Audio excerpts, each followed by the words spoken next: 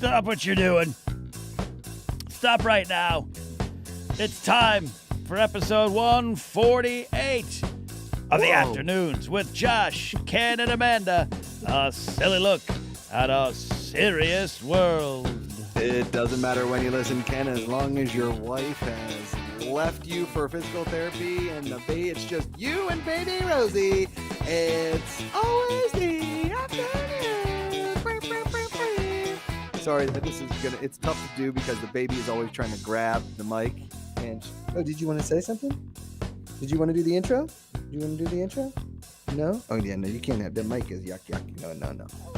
Yeah. So here we are, It's Ken. always... We're doing it. Hey.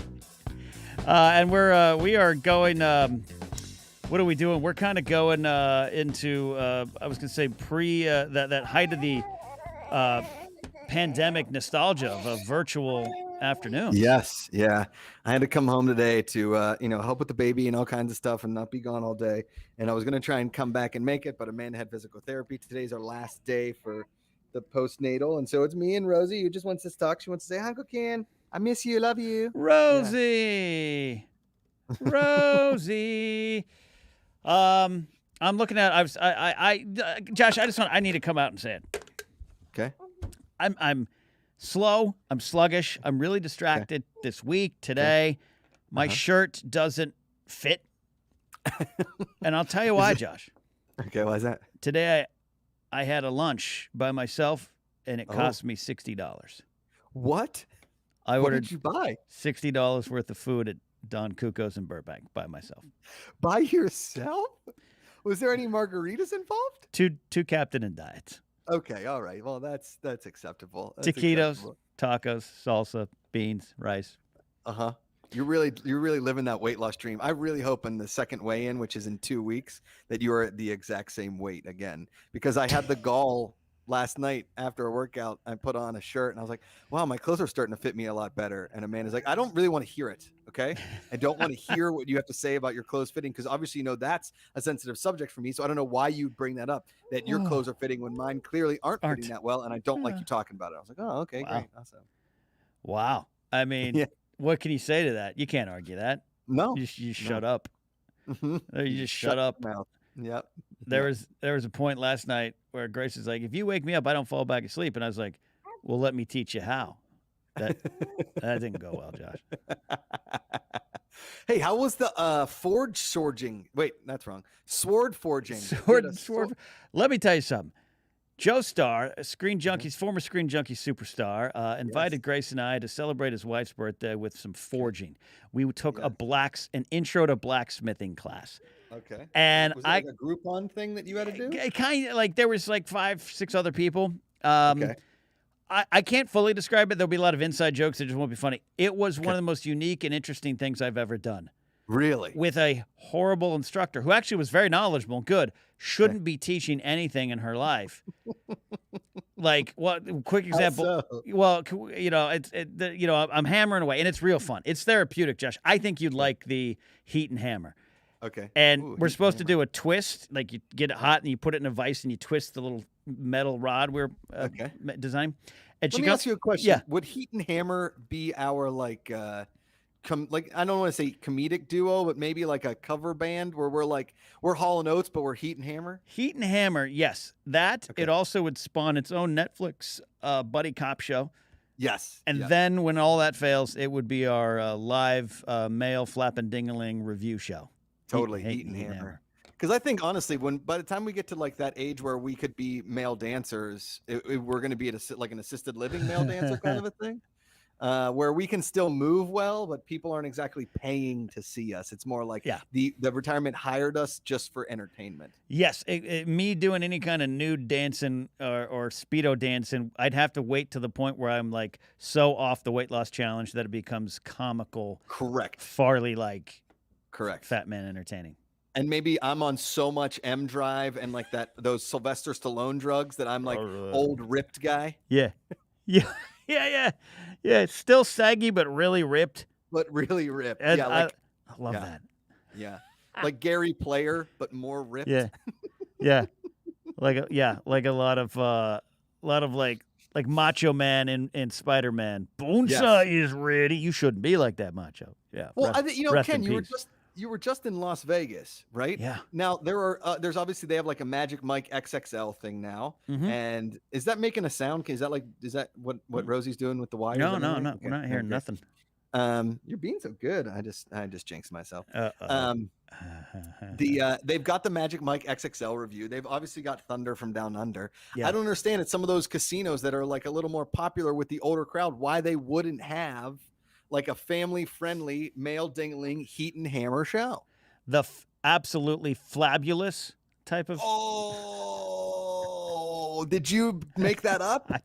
I might have accidentally stole it from somewhere, but that sounds good. Oh my God, that's good. And I was an Ab Fab fan back in the day. Great show, but absolutely fabulous. Where we were at, one of the hotels, it was the Tropic Thunder or whatever show you mentioned. Yeah, Thunder from Down Under. Thunder from we saw the ads. We saw the ads. When I was living in New York and I was about 30 pounds less than I am right now and working out like 2 to 3 hours a day, I was asked by a woman if I would audition for like an all-male review. And I was like, I'm not there yet. Looking back on it, maybe I should have. I don't know. You'd only have to worry about explaining that to Rosie in like 12 years. Correct. Yeah. And that'd be okay. Yeah. I Jennifer Casey says, for those watching or listening on the audio podcast, where we also got the YouTube version, Jennifer Casey says, can you sit Rosie up higher so I can see those chubby wubby cheeks? There you go. Yes, there she is. The problem is sitting her up higher towards everybody is one, she wants to grab the mic, and two, she wants to grab the computer. And see, now she's like, all right, I've had enough of this sitting stuff. I've had enough. I'm going to go put her in her little stand thing. Give me 2 seconds. 2 seconds. No, that's going to give me a great opportunity to remind you all that we have that Kickstarter live and well. As of this moment in time, I'm looking at 126 backers. We are close to, or actually over 30% funded for this goal. We have a $30,000 goal to help us fund the game. When I say help, that makes 500 games. Shipping, processing, making the games, distributing the games, writing the games. That's what that cost covers. And we cannot thank all of you enough who have supported us. You can go to Kickstarter. We're sending out the links. We're sending out the QR codes. You'll be able to find it, but just the off chance you can't, go to Kickstarter and search Futility, the actual game of living. And to those 126 that have backed it so far, we're so happy. Tell friends, spread the word. We're not being shy about that. We really want to get this game into your hands and into stores, Josh. Absolutely. If you're listening at home, just check out our social medias at Good People GPA, at Josh Macuga, at Ken Knapsack, at Riley Round, at EKS3, at eBassProd on Instagram. We've got the QR codes. We've got links everywhere. You can support it anywhere from $1 up to $500 or more. If you want to do the $500 level is my favorite because you would get your likeness on the box of the game of Futility forever. That will be there forever. That's a collector's item. You know, and you could buy it for your friend or like say, hey, for Merry Christmas, $500. I put your likeness on a game box, which you will get in a few months after Christmas. I would love it if someone was like, what the hell's the GPA? They're like, what? My face is on what game? That'd be great. That'd be great. Futility, the actual game of living. I went on Zach Meyer's podcast today, guitarist for the band Shinedown. Nice. And talked all about Futility. And he was like, where did you come up with this? And why did you come up with this? And I was like, I honestly don't remember quite that well, but I think I just pitched it to Ken as like, I think it's just a board game where its silliness happens to actual people. Yeah. And you're like, oh, so like a role-playing game. And I was like, no, not a role-playing game. Right. It's like it's just a board game of people. Right. Right. And here we are. And here we are. From that little morsel, that little seed, we're here. We're here. We're here. Rosie Posey, Puddin' and Pie, you're doing so good in that chair. Yeah. She's over in her little bumbo seat. It's a lifesaver. That's why I put her outside when she wants to watch me hit golf balls. And what did you call it? It's a bumbo. It's called a bumbo seat. Bumbo, B-U-M-B-O. I have learned so much from you about names of children's things. Yeah. Yep. It's legendary too because she loves sitting in it. You can set her on a counter, you can set her on a table, you can set her on a couch, a chair, and it helps her sit up. And it also like she enjoys sitting up and watching you. Yeah. So she like waves her little hands and kicks her little feet, and she gets all excited. She was a little party animal on Tuesday night, and she She just is the cutest little thing on the planet. Yeah. And she'll probably take a nap here in a little bit. But the last couple of nights, she's been sleeping pretty well. I don't want to jinx it. But we're doing okay. I mean, I'm ready to take a nap. So, Rosie, I feel you. I hear you. Yeah. Lay down, take a nap. She travels well. She's good. She's been traveling pretty well. She does well in the car seat. Like she wakes up, she gets a little fussy, falls back to sleep. Wakes up, kind of like me. Yeah. Wakes up, you know what I mean? Yeah. Falls asleep, gets a little fussy. You listen to some yacht rock, and then she does her thing. And you're driving. I said that as if she was like a suitcase. She travels well. Pack her up. Put her on there. Oh, You're like man. knocking it. Like, what is this, an away bag? Oh, this is nice. This has got wheels. All right. So I cut you off, but I want to hear more about the Heat and the Hammer. Oh yeah. I was Geico, was that you on the chat? Good People Association commented, so you have a sword now. Like, I didn't type that. Yeah, that was me. Oh, okay. I was very invested in the story. I don't have a sword. It's beginners. Okay. So you get 2 little pieces of metal, and you're gonna mess up. Are we not live right now? I'm looking at live. How come I'm not seeing a video live? Am I an idiot? I mean, we got 41 people watching. So then we must be live. Oh, there we are. There you go. My bad. There you go. MB. Okay. Go ahead. Sorry. Yeah. So you have a sword. No, you don't have a sword. It's about this big, and you're just going to make a hook, right? This is like night school stuff, right? No swords. Just you're going to make a hook. And I'm banging away. Yeah, giggity. And I'm twisting the metal. And she comes over to me, and she stares at me for like a full 20-second beat. And then she just goes, "That's the square end," which was the wrong side. But that's the kind of instructor. I can't even really fully capture it, Josh. Oh, no. It's just, at this point, it's just be inside jokes between me, Grace, and Joe and Tor. But she was the best teacher ever. This one guy he shows up and he was late, and they gave you explicit instructions. Do not show up late. 15 minutes early. Guy showed up late. And he comes up to her and he goes, "I'm so sorry. I was about 15 minutes late. I missed the beginning." She goes, 30. And walks up. And so he comes over to me halfway. Like, we're working on the project. We got a forge. I sent you that picture. He comes over to me and goes, "I think she's mad at me. She won't tell me what we're doing." What do you mean? He goes, I was late. And so she won't tell me what we're doing. I'm just watching you guys and trying to match that. She wouldn't tell him what he had paid the class for. Like, she was like, "You're late." Anyways, so where was this? Near Dodger Stadium, down like Atwater Village, in like an industrial warehouse and big giant thing. Anyways, but it was really fun, and you kind of get the hang of it. Like you're very terrified at first because this like heat is emanating. And they like give you have to wear cotton. Your shirt will catch on fire. All these things. But she was walking around in one glove and shorts, and she had scars on her legs. Oh my God! And we're like, yeah, because you're dropping metal on your bare legs. But yeah, I think you would dig it. I really think you would. I would. I mean, it's been my dream to bang steel against an anvil and make a sword. So are you saying like you may have to go to a few more classes before you come away with like we eagle claw or raven? Well, yeah. We came away with the hook, and you twist it and kind of make it like a design, and you make a little knob to hang things.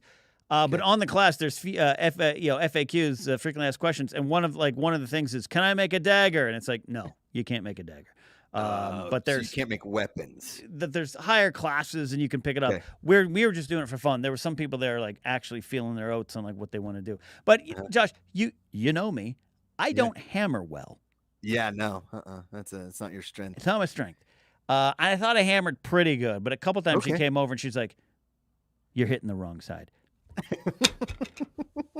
And then she says, because you have those pliers, right? Yeah, and you pull it out of the heat, and the thing is bright red. You got to hold this. You look like you're in Rivendell making a sword for Aragorn. Totally. Yeah. And she's like, you're not holding it tight enough. It's very loose. And I'm like, "Oh, okay." And then she gives us all the advice of like, "Oh, hold it up against your side to brace it." Like, tell me that first. It was that kind of class. So, she's not exactly a teacher. She's more of a forger than a teacher. But they're like, you don't really go to school to teach. You just you learn that you like swords, and then you need money to keep making swords. So you're like, "Hey, would you teach the classes to keep making swords?" By the way, if you want to learn to podcast, Josh and I are offered class. Correct. Yeah. $500. $50. We tell you what not to do. Yeah. Okay. We'll tell you that. What to do, we have no idea. But Yeah. what not to do, yeah, we can tell you You're that. exactly right. She was already pre-pissed at me, thinking I was going to show up at a Ren fair she was at. She was like, "You don't belong." I'm like, "I'm not going." She's like, "You don't belong." It was fun, but it was really fun. And in the end, she was real nice. We had a great time. I really think I think you would like it. I think you'd like to bang that hot metal. Dream scenario. Banging hot metal. Going all full Heat and Hammer. I think Rosie would probably enjoy it. Yeah. She's like, "Oh, can I? It's bright red. I'll touch that." And then she loses her hand. Today, I was watching the last episode of that Mets documentary, which is okay. I'm halfway through. Yes. Okay. No, go ahead. It's super fun because you know me, I don't know baseball like per se you and Tom Dagnino do, right? I mean, I know about my Pittsburgh Pirates and when they were good, and then I've since lost touch with a lot of baseball. Obviously, I pay attention. I know who's good and who's bad, but I'm not quite there. And in 1986, I was 4 years old, so it was just a little bit before my time before I started caring. And I realized today why I never really paid attention to the New York Mets, because that World Series is the one you always hear about because of Buckner. You don't hear a lot about the Mets. You hear more about the Red Sox losing than the Mets winning, at least my psyche, right? In pop culture, yes. Yes, absolutely. Yeah. You're not wrong at all. Right. And what you don't, I mean, it's so well done, but it's also so sad because Doc Gooden could have been so good had he not found drugs. Yeah. Right.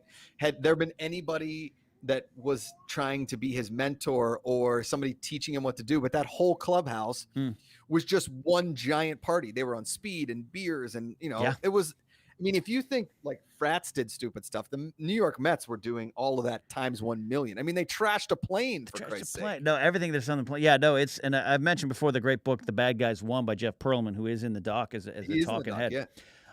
Dude, it's fascinating. I'm halfway through that doc, and yeah, for me, there's a lot of things where I'm like, yeah, I remember that, but there's a lot of things where I'm like, ooh, this is through a new lens of Lenny Dykstra is hilarious in his own way, but wow, no wonder he and Dagnino are friends too, by the way. Totally, they're the same person, just less Dykstra. I don't know. I mean, they both have very interesting outlooks on the world, and they'll tell you about them in a way that like you don't really understand that well. Yes. Right. Yeah. I'm excited. I watched the first 2 episodes, and I'm gonna try to get home, finish some work, and watch those tonight. Though I've started doing that thing I do. I started watching that new 9/11 doc on Hulu that came out, the One Day in America. I thought it was like the conspiracy one. I was like, no, I don't watch that one. No, okay. And Grace had to finally yell at me to turn it off. Oh, is that good, huh? Well, I've oddly been, we just passed 20 years, and it's crazy, but it's like I've always oddly been obsessed with that, right? We all lived it, and it just like, as a former trained first responder, I watch it from just this like horror, but also like, oh man, what would I have done? I can't explain it. So I watched the Mets doc, which the second episode kind of ends on a downswing with Gooden. And I went straight into that and was like, and then I had to go to this birthday forging. Like I was like crying as I was like hitting metal. Oh, dude, when they show him in the like where he lives now, it is so sad. Right. Because like he sort of made a comeback with the Yankees. Remember, he threw a no hitter with the Yankees. Key player of the '96 era teams. Yeah. And Strawberry won 3 championships with the Yankees. Yeah. Right. I mean, the Mets sort of just. I mean, those teams like that. Sort of like like the Oilers in hockey, right?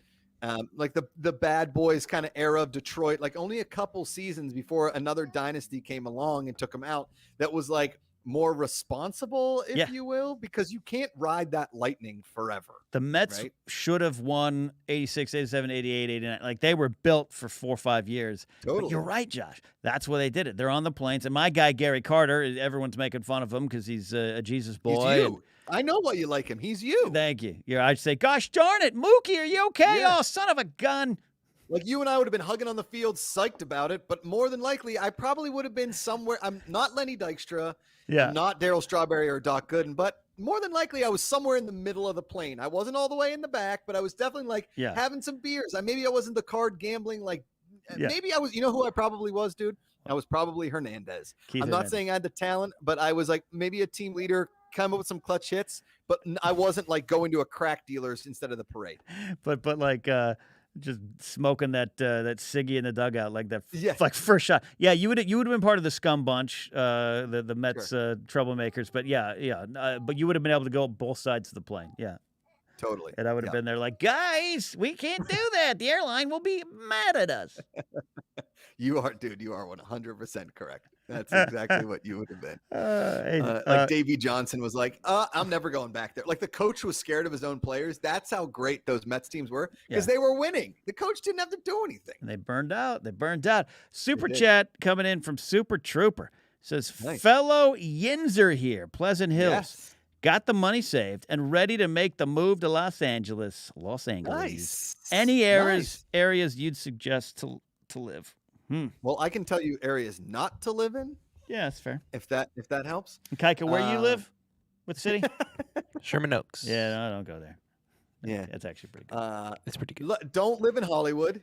Don't do that. Don't live in Hollywood. You will never. The traffic's too bad, and the places are scary at best.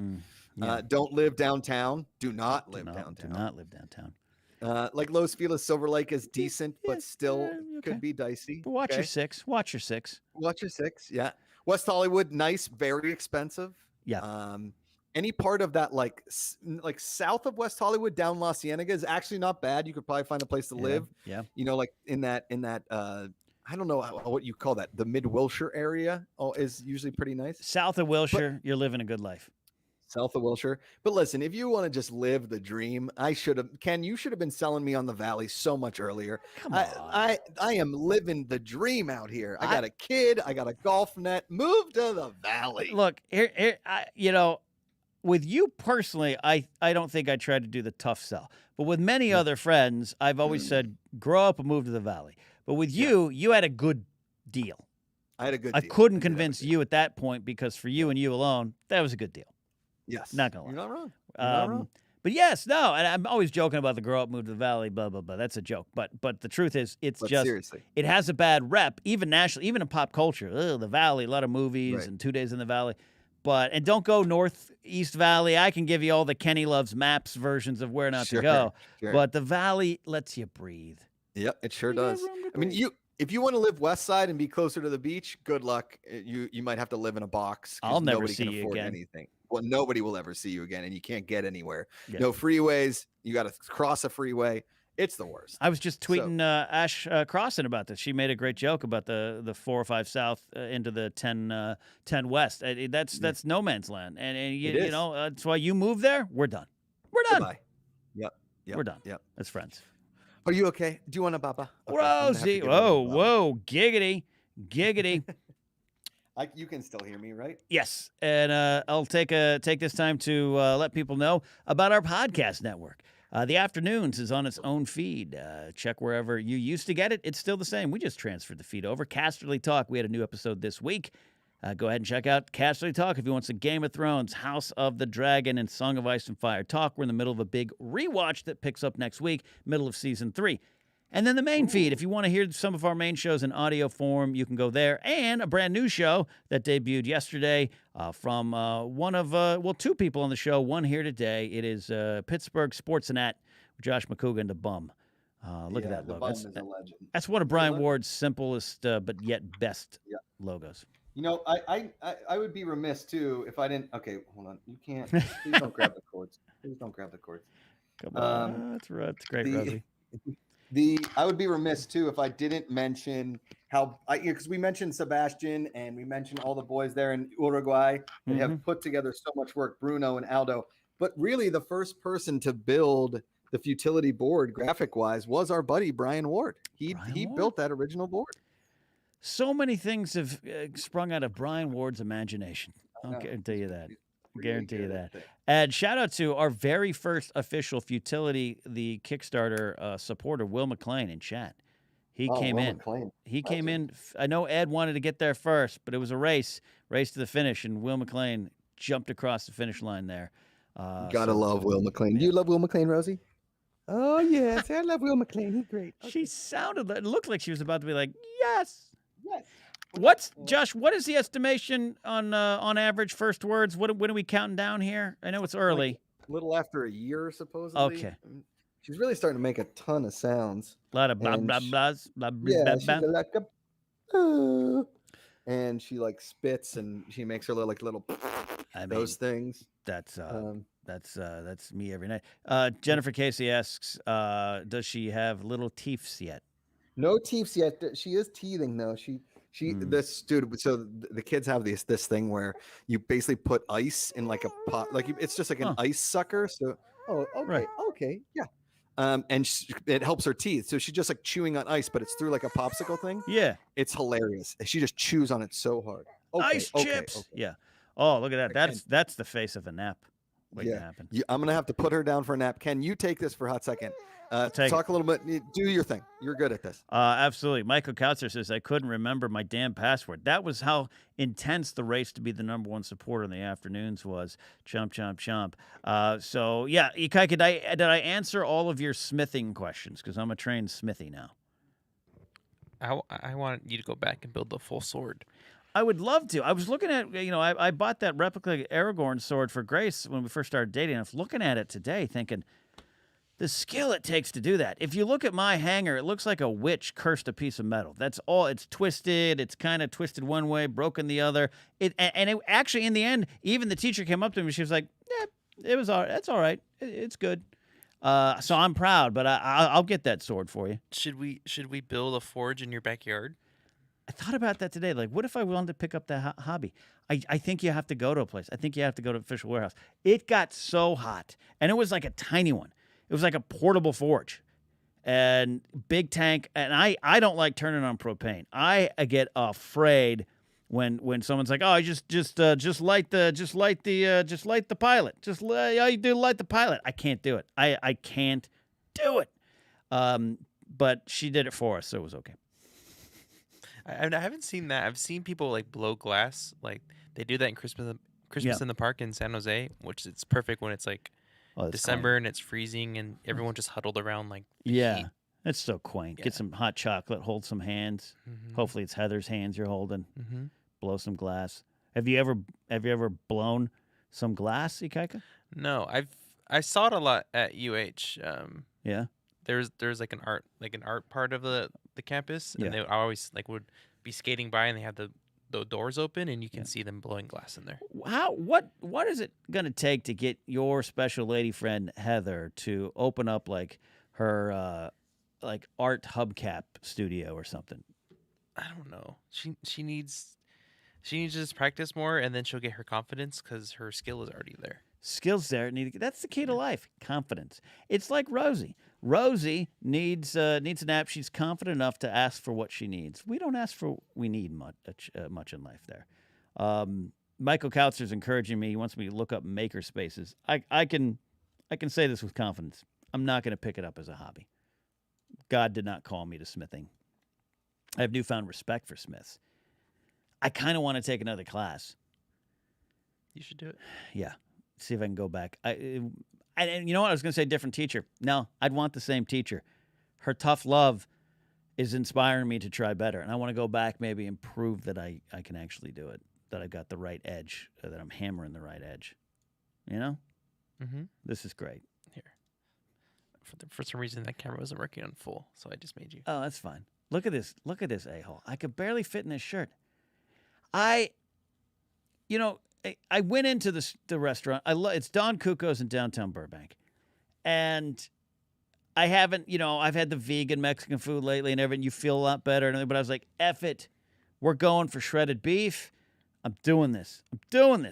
And I could have stopped Ikaika at just the 4 taquitos and the chips and salsa that are complimentary. I kept going. Ikaika. Doing it. This weight loss challenge, I want to succeed. And I haven't been able to work out in a week. Vegas took that away from me. And this week being, going to Vegas, taking a vacation means you work harder when you come back. And so I think, I don't know, I'm almost punting the ball, Ikaika. I feel I'm letting you down. Putting the ball, we still need to do that football challenge to see who can kick the furthest field goal. Oh, yeah, I tap out at 29 yards. I guarantee you that I can't. We should just do it. A field goal that's anywhere near. Like, I think my knee would explode out of my leg. What do I think would happen? Not much of a kicker, huh? That's good content right there. Good content. Yeah, and then we got to go get surgery on my torn my left and or right knee. Yeah, I'd be curious. I think now I maybe 12 yards might be my range. I get anxiety thinking about planting my left leg and running up to a ball. Every time I would do it, and like I said, I had that silly dream of, well, I can't make the football team. Maybe I can learn to kick. Come on, look at me. Come on. So my friend and I, who's recently passed away, rest in peace, Gavin, we'd go kick it, but we wouldn't have a holder. We'd put it on a tee. Okay. So the amount of times I just stub my toe, Josh, by kicking it straight on, but too high. With a hard, not an NFL football, but like a Miami Dolphin two-tone football. You know what I'm talking about? Oh yeah, the one that you had signed on the white. If you could get somebody to sign it. Yeah. Mark I mean, Cooper. how far do you think you can throw a like a vortex football? How far do you think you could do it? I bet I could hit with some warm up 25 yards. I'm being safe. I was going to say 30, but that seems stupid. Yeah. I think maybe I don't know. Because I feel like I could maybe throw the vortex from like the middle of the end zone to maybe the 50. 50-yard toss. Are we talking the whistle vortex ones? Yes. The whistle vortex. I think I could do 50. You could do 50? A regular football? No, maybe 10. But no, I think you could. I think we're selling ourselves short. I think I could throw a football 30 yards. An NFL regulation football? Yes. I got news for you. 5 yards from me. No way. Your shoulder's that bad? It's not the shoulder. It's like a bowling ball. I'm not great at bowling because even when I find the right-sized ball, I grip it because I'm afraid I'm going to lose it. And NFL football's kind of big. You know, got to have some mitts to play. And I'm always afraid that it's too big, so I get in my head about it. I'd have to go to a sports therapist to try. But I'm willing to try. I'll probably blow up my shoulder. I mean, I'm thinking like I'm more concerned about my elbow than I am. Yeah, the rotator cuff. Remember when I first got the Collider, those 3 weeks that I enjoyed being there, and Ellis and I would go play catch on the alley? That killed me. That killed me. And I'd stretch. And, Ellis and I weren't fucking, flying, fastballs at each other. We were just like change-ups. Yes. And it kind of hurt. I'd love to do it, though. Hey, I mean, I basically flick a baseball now. I'm just like, yep, that'll get there. Yep. Because if I'm throwing it to my nephew, like when I was throwing him pitches, I couldn't throw normal pitches because they were going too high. So it was just like going like straight on bowling them to him, basically like at a target.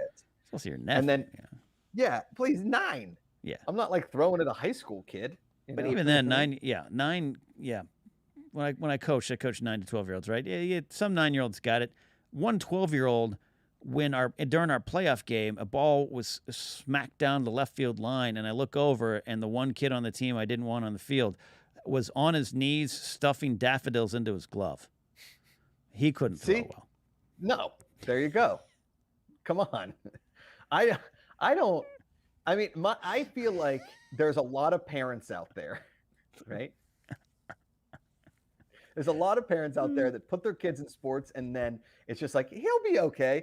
I don't think he's real. I mean, I'm not saying don't put your kids in sports. Like, have them enjoy themselves, whatever. Yeah, no. But I think we as parents have to realize early on, it's like, okay, if they're not enjoying it and they're not any good, maybe we just call it. Yes. So, because I think sports can teach a lot of things to a lot of people. Like, I think it's a valuable thing, and it's not just about competitive. Like, I could take discipline and accomplishing goals, and I'm such a believer in the benefits of playing sports.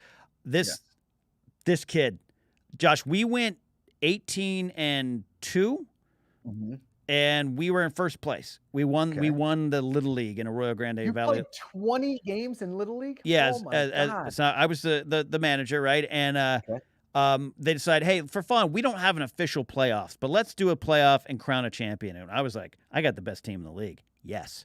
So the four top teams win in this playoff. This is the big key. We are starting to get, surprisingly, we were getting our ass kicked, but we were in the game. It was like tied. And that's when that ball hit.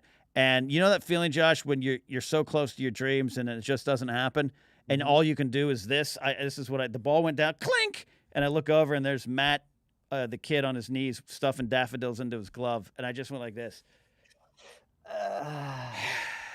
And like there went my dreams of winning a championship. Yep. And you didn't win them as a kid, so you want to win them as the coach. I was bad as a kid. Mean? Yes. Yeah. And that was a feeling. I moved to LA 4 months later. I think I took that feeling with me, Josh. I really think I got to clear that mojo. I got to have Grace do some sort of spell on me.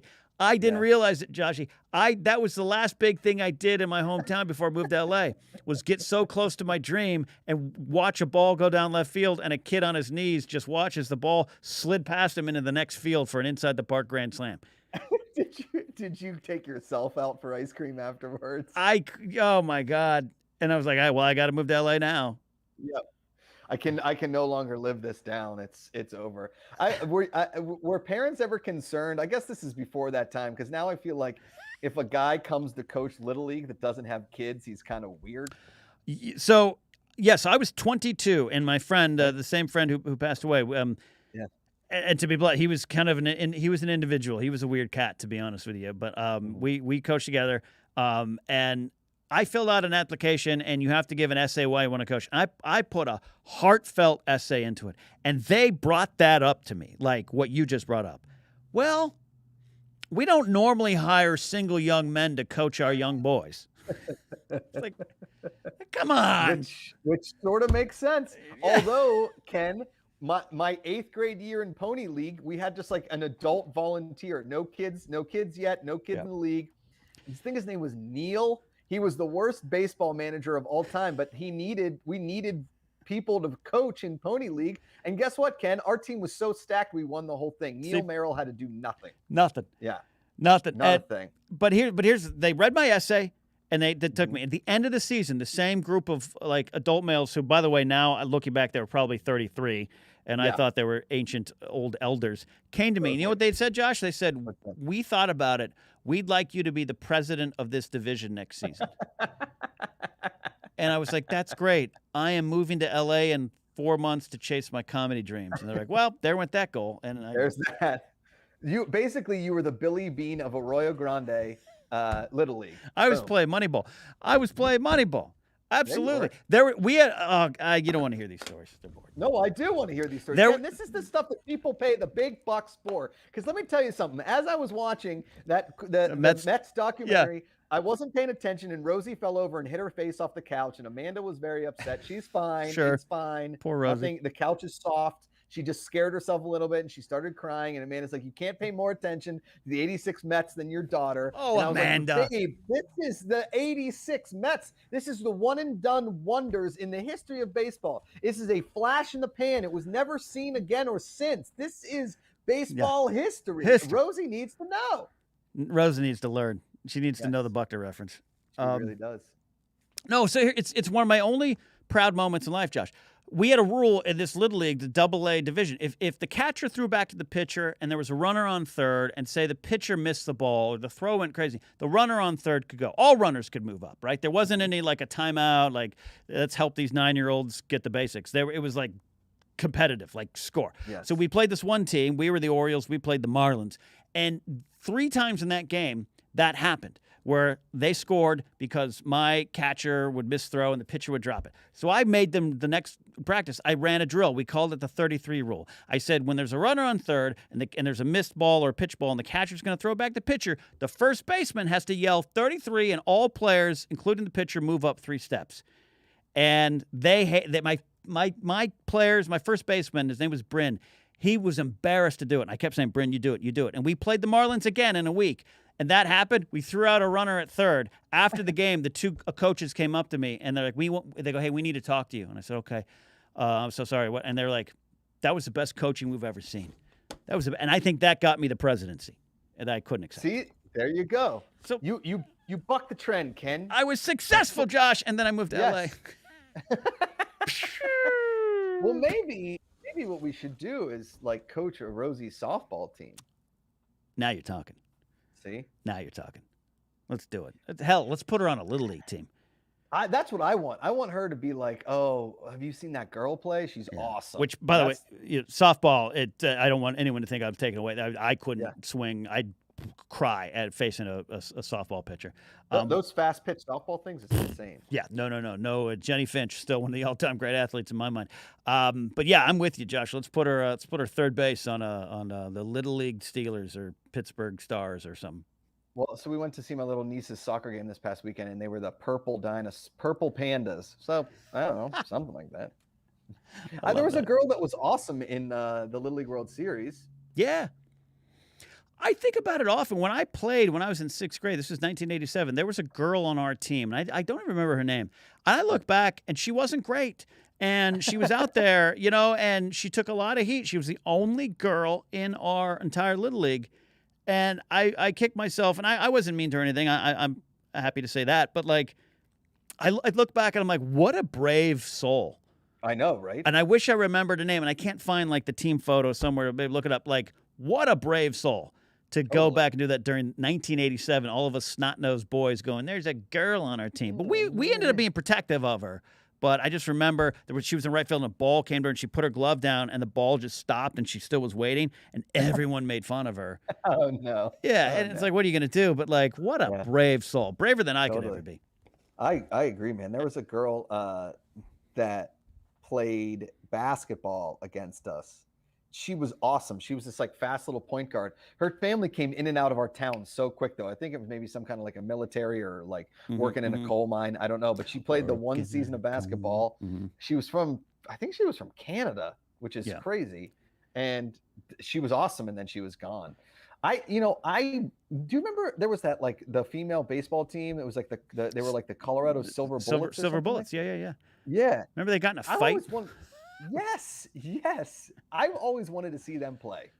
I wanted to see more female baseball. Like after I watched League of Their Own every time, I'm like, why didn't this league just keep staying around? Why didn't we just have more? If we could have fielded female baseball players in the 40s, you don't think we could field them now? Oh, now it'd be great action. No, it used to be my playground. I want to get back to that. Sorry, Brennan Marr saying, hey, I sent in a Streamlab. I'm signed. I can't get back into Streamlabs, so I don't know if you're in Streamlabs or Brennan, just copy and paste your message. I promise I'll read it. I apologize. I just tried to get in and I can't get into Streamlabs. So, anyways, yeah, no, Josh, I'm with you on that because I guess I never thought I'd see the day, even though I was a fan of Minot Rayom, the first female to play it in the NHL in '92. Yeah, I just never thought baseball. I don't know. I think we could see it. Yeah, Ikaika. Hit it. Here's the message. Yeah. In many years' time, when Rosie is the host of the GPA, old Uncle Brendan will be sitting in the corner yelling, "Why in my day will there?" What? Tell you what. Start over. Just hit it. Take a breath. Take 3 steps forward. 33. Go for it. When Rosie is the host of the GPA, old Uncle Brendan will be sitting in the corner saying, "Why in my day there were only 12 Star Wars movies." Oh, yeah. And there'll be like 29. Yeah. Yeah, got it. Well, there's only 9, right? 12 technically. Theatrical releases. Yeah, with including Rogue One. Solo and then Clone Wars movie. Yeah. But which one's the Clone Wars movie? We don't talk about it a lot, though. I like it more now than I ever did before. But yeah, we don't talk about that one. Was Ewan McGregor in that one? No, but James Arnold Taylor. It was animated. Animated. The first. It was basically they took the first 4 episodes, and George was like, "I kind of like these. Let's put them in the theater." And everyone was like, "What? What?" But there's some great stuff in it, kids. Go listen to Force Center. We dig it deep. The movie's not as bad as you remember. Ken, you remember? You know me in animation. As soon as you say it, you're out. Over top. No, I'm not out. It's over my head. I don't know. I'm not a huge fan of animation, as I've said before, and it's not that I don't recognize the greatness of Pixar movies or anything. I don't connect with it as much, and I just have to be honest with that. I know other people. I remember I think I've heard Kalinowski say that in between answering trivia questions. He said something about that too, and I'm with him on that. It's nothing against anybody doing them. They're very good films for a reason. They get all the praise for a reason. I just look at it and go, yeah, I don't know. I'd rather see Ned Beatty than hear him. Making Ned Beatty references now? I mean, come on. Legend. Rest in peace. Yeah. Rest in peace. One of my buds. He was a good dude to me. He was always very nice. He was, yeah, that's right. You have all these, because of some of your past jobs, you have some wonderful celebrity interactions. Good and bad. Good Random and ones. bad. Yes. That's what you get for working in the service industry. You got good ones, you got bad ones, you got funny ones, you got ones that last a lifetime. Yeah. I mean, one of the coolest nights, I mean, obviously being friends with David Bowie, all that kind of stuff, but we were talking about, You jerk. I mean, Norm Macdonald passing this week was brutal on everybody. We should talk about that. Norm's the best. We were talking about it a little bit on the main show yesterday, but I think I know that, like, you and me, Norm Macdonald that's like how when you think about his comedy, he was a renegade, right? Without looking or like sounding like it. Yes, that's an excellent point, because there are the legendary renegades, Lenny Bruce, Pryor, Carlin, all those ones that kind of did it. And there's some great docs out there and I'm not necessarily, it's not about putting Norm into those categories or not putting him into those categories. Those are legends for a reason. But you're right. There's the Bill Hicks. I'm not rest in peace, Bill Hicks. I've never was a huge Bill Hicks fan. But I get what he did. Not everything has to be for me to understand the legacy there. But sure. Norm wasn't. You're absolutely right, Josh, because he was so awkward and just did things for himself on SNL, which I loved him on SNL, clearly. Like I was watching a compilation of the Frank Stallone bit. You guessed it, Frank Stallone. Right? People now, we're in 2021, and to remember the Norm and the passing of Norm, everyone's like, oh my God, that's one of my favorite bits. You listen to the crowd on those compilations. It was not a favorite bit for people. Crickets. Yes. Crickets at times. And I loved how he would dig into O.J. Simpson any chance that he got, because he knew that he was a murderer and he didn't care. To the point where he got fired. That's a rebel. He got fired for it. Ohlmeyer fired him for it. Because he was like O.J. Simpson's buddy. You backed a murderer over a talent like Norm Macdonald. Like, if we're looking back in the archives of things that stupid studio executives, if you think entertainment is tough, imagine being Norm Macdonald getting fired to protect a murderer. Yeah. A murderer. The man murdered 2 people and got away with it. It might be the biggest miscarriages of justice in the history of America. The man got away with murder. And Norm Macdonald got fired for it for making jokes on Saturday Night Live, a comedy program. Yeah, comedy program. Yeah, and I tweeted about it, but my all-time favorite Norm bit, and there's so many to choose from. A lot of people in chat are talking about some of their favorite, the moth joke, and his talk show appearances are they're just wonderful in their own way. But his devil prank bit was how I first learned about him. And it was it's a quick bit about, the newspaper, a guy murders his whole family and says the devil made him do it, which that's a reference of the Conjuring 3 movie, blah, blah, blah. You all know the history of that. God, it's so funny. And the punchline being of the neighbor pulls off the devil mask and is like, hey, it's me, Bob. Just, Norm, you got me, Bob. You got me there. Is my face red or what? I got my whole family in a duffel bag over there. Good for you, Bob. The best. So good. I said it. I don't think I've said it on a show. Maybe I did. But the Norm Macdonald Sports Show should have had 25 seasons. He did. That show was perfect, and he loved golf, which I loved him for. And when Twitter first was a thing, right? Yeah. He would just live tweet big golf tournaments. And it wouldn't be funny. It would just be like Tiger on the 13th tee, Tiger in the fairway, Tiger 7-iron, Tiger on the green. Like, that was it. That was his Twitter feed, right? I didn't know that. Yeah, and he would just live tweet like he was an actual sports announcer, I guess. He was making 0 jokes. Yeah. Right? But he loved golf and he loved talking about golf. Yeah. And then when he was doing the Norm Macdonald Sports Show, which, again, the monologues, everything. He had that bit that I think is hysterical. It was called "Oh Google." It's like, "Oh Google," and he would just write, and then Google would autofill something terribly, be awful. Like, "Oh Google," and it would always turn into an O.J. Simpson thing, which was great. And he had this. Go ahead. He had this bit where he went. Charles Schwartzel won the Masters this weekend, and nobody more shocked than Charles Schwartzel. So good. Oh, man, it's just, I mean, that SNL era, that's my college era SNL, and that's when I was starting my radio career, and I got to do some comedy stuff, and I was just fucking trying to, I'm swearing today, I don't care. I was just trying to be Norm doing Bob Dole, like, Right. Bob Dole here. Like, Yeah. it was the best, and the Jeopardy stuff, you gotta love the Jeopardy stuff. Oh my God. What Turd he and Ferguson. Daryl Hammond turned that into. Unbelievable. That's not my name. It's not my name. Turd. What do you think of this? Turd Ferguson. Yeah. Because it was the most inaccurate impression ever, but it was the most accurate.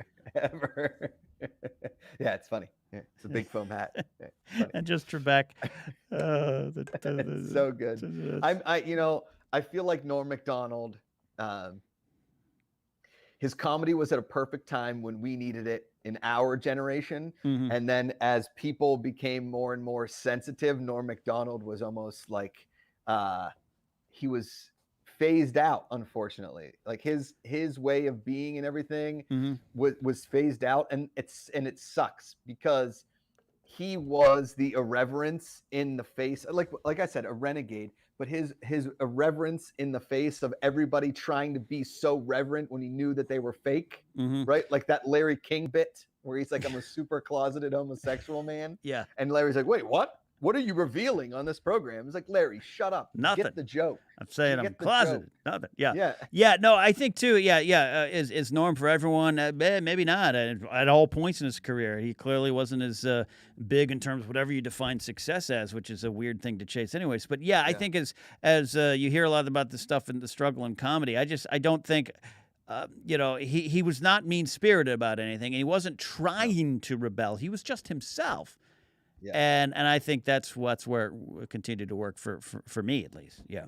There's some other comics where I'm like, they're like, I am gonna be in this PC culture, and I'm like, what are you trying to prove? Yeah. Norm wasn't trying to prove a thing. Norm was just Norm. He wasn't. Correct. He was just Norm Macdonald, and I think it was refreshing and magical all at the same time. His quote, I'd never seen it, about Bill Maher. Do you see that quote going around? No. So they were put out, but it was a paraphrase of a description of Bill Maher. He's like, the most unfunny person I've ever seen call themselves a comic. And you got to sit there on that show with a camera on your face while he does his jokes, and you pretend that he's funny. And he just goes on this monologue report. It's just hilarious. Just hilarious. Awesome. Yeah. He just, and he was one of those dudes that you wish he was your friend. Because you could imagine the backstage and when he was off stage, or when he was probably the exact same, if not just like a nicer human being. He was Canadian, for Christ's sake. And he had this joke. I think it was either one of his last Letterman appearances, or it was like his last album maybe, where he's like, my grandma's getting old. And I saw her the other day, and she had this big bruise on her arm. And I said, Grandma, how'd you get that? And she said, the wind. See? I love it. See? Oh, Norm. Man. I'm going to watch Dirty Work again. I've never shied of my sometimes unexplainable love of Dirty Work. Dirty Work it's like like we've talked about, Ken, is our taste in movies is not everybody's taste in movie. Yeah, right. It's not, I've always been pop radio. Right? I don't care if everybody was 1998, Norm Macdonald, Dirty Work, 14% on Rotten Tomatoes, 65% audience score. So a good audience score, meaning everybody that watched it didn't take themselves too seriously and wasn't some silly film critic, got the enjoyment out of Dirty Work that they should have. Yeah. Directed by Bob Saget. Yes, I could go. I have to refresh myself on some of the quotes of that movie, but I've always, because Jim Downey and Fred Wolf, two SNL great writers and cast members as well there. But when they're the homeless men, and like, hey, I need you. I pay you $1 where you go. Fred Wolf gives the whole like, we're humans, and how about $2? And smash cut to them just screaming and peeing in the hallway. Oh, the best. Just so good. And I think it's available on HBO Max is where we can find it. Well, that's what will be on this week after I finish the Mets doc and the uplifting 9/11 doc, which it's uplifting in its own way. Did you watch The Looming Tower? That's it's based on a true story. No, I think I've seen the thumbnail for that, but the thumbnail for that there. It's larger than a thumb. That's a horrible, It's a thumb. horrible norm.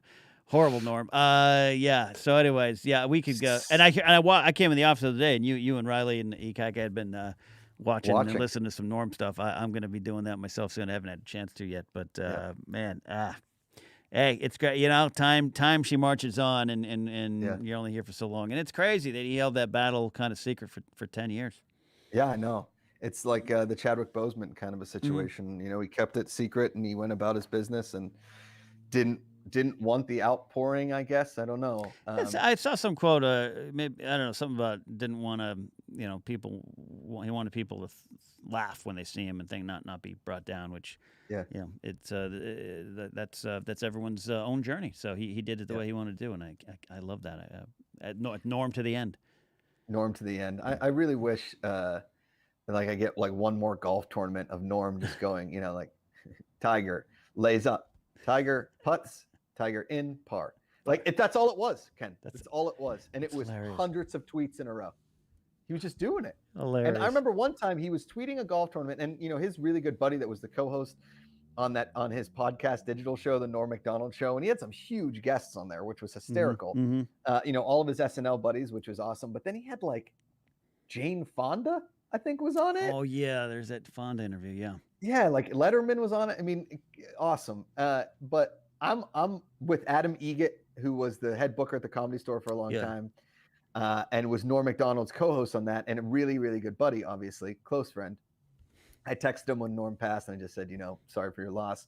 And I was like, we were watching football, and I was like, Adam, what's the deal with Norm just basically live tweeting, just updating everybody on golf when we could clearly get that from either TV or we don't need it or anything? And he's like, to be honest with you, man, I've tried to figure out Norm, and I don't want to, and I also am never going to tell him to stop because he finds so much enjoyment of just tweeting nonstop things like that. Yeah. So that's Norm. That's Norm. You gotta let it lie. Let it lie. Yeah. Tiger on the 13th. That's great. Yeah.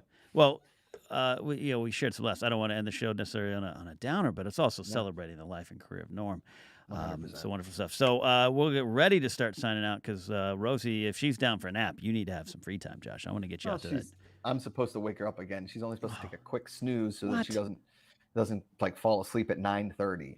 This is just her little evening cat nap, which I would love one of those. I'm probably gonna do that myself. So don't forget, folks listening, watching, we are so happy and proud to have our Kickstarter out in the world. We really put a lot of work into this. Josh had a little dream and has led our squad into battle with Sebastian Fila and his team down there in Uruguay. It is a great little game. You all seen us play it, and we want to make it a reality. You can support that Kickstarter. If you haven't already, consider it. And look, anything works. Hit that QR code. We're, just in front of my eyes, we got our 128th backer. We're almost, hopefully by the end of the day, we can cross 9,500. And we try to always be transparent here. The goal, the numbers, is to produce these games, not to get Kenny an Isuzu Trooper. It is to get this game into the world. And Josh, we're gonna make it happen. We're gonna make it happen, Ken. We should tell everybody tomorrow evening we're going to do a big stream-a-palooza for the Kickstarter. Ken and I are going to be live on the channel from about 4 p.m. to about 10 p.m.